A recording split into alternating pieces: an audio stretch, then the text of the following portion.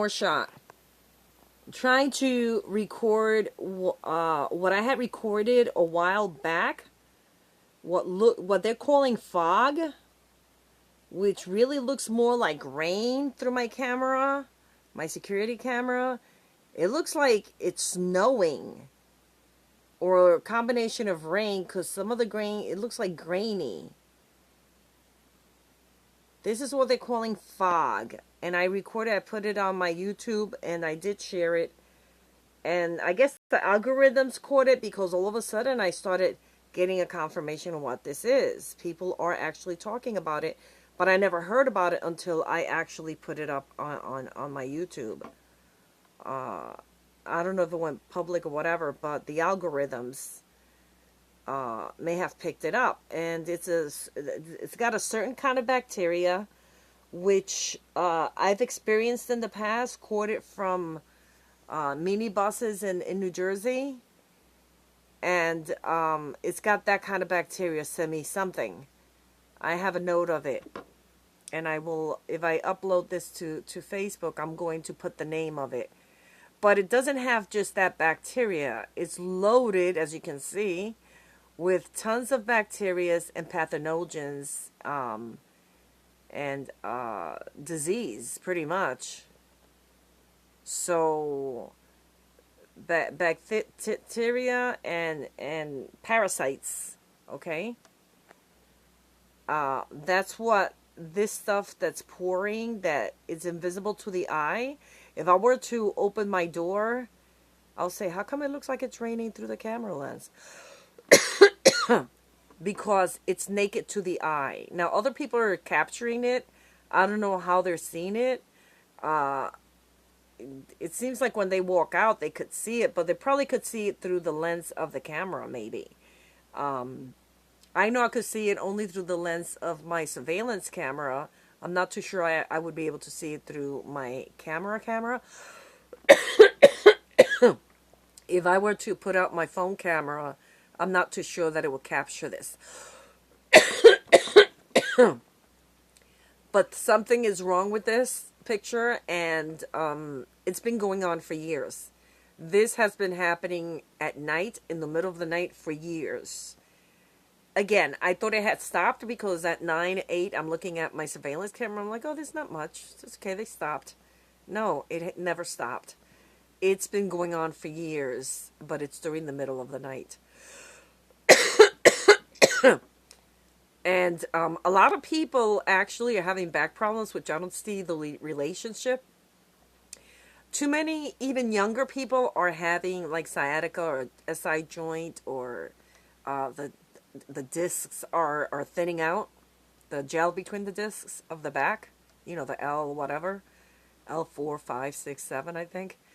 Too many people, and I'm wondering if it's bacteria related, which it doesn't make sense to me now, because this is bacteria and pathogens that are being poured on us. Maybe our bones or the gel in our backs is being affected by chemicals in water. I'm older, so I don't think I would get it for the same reason that young people would. Not to mention that I did have bad back problems because I had a bad posture. But why is it that too many people are getting bad backs at different ages? What I would relate this pouring of bacteria and pathogens and parasites, I wouldn't really relate it to the back or the gel between, the L's in the back.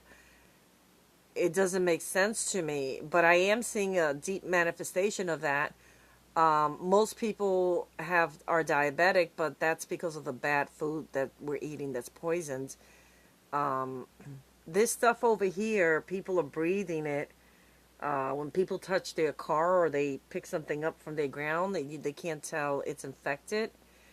I'm wondering how it's affecting people. I know I slipped and fell onto the snow this winter, not too long ago, about 3 weeks ago, and I felt something coming on me, which is something that happened to me back in like 2016 or 17. It was an immediate rash and numbness, and I already recognized it. I had battled that for about 2 years, I think. Maybe a little less, but it was a big battle. My face was swelling up, and I even have pictures of myself, but it was way worse than you could ever see it on the picture. Green light instead of red light would heal it almost instantaneously. In my case recently, I just hurried up and I poured vinegar on me, took my clothes off really quickly, poured vinegar, took a hot shower, and poured some vinegar in a pot with some of that hot water. And I thought I was okay. I was 98% good, so I ignored it. But then I felt the need to put the green light because I felt something. It could have been a reaction to something else, however. But I nipped it with the green light. The green light is really the way to go. If you don't have one of those facial masks rather, that has different colors like red and green and all that, have one handy. It will save you from what this bacteria does, because when you put that green light on, you feel your whole blood all over your body like a little mini tornado around it. It's activating or deactivating something, and it's cleansing your blood. And this is, I'm not a scientist, I'm not a doctor or a nurse, but this is an experience that I had, and then it stopped. And I know how bad this thing could get. I know how bad. I thought I had herpes in the face way back then, and I actually was diagnosed for herpes, and I was celibate, but I had herpes in the face. It's like I was looking on the internet, and I really am sure that the Lord told me, and it popped up, herpes. And I'm like, why would I have herpes? So I took a test for herpes, and I have forgotten all about it after I took the test.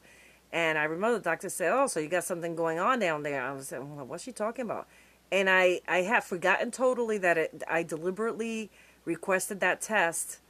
And that test is really what I had. That type of bacteria, which I'm going to put down below. Thank you for watching. I'm sorry that I am mumbling and stumbling, but trust me, this is vital information. Bye now.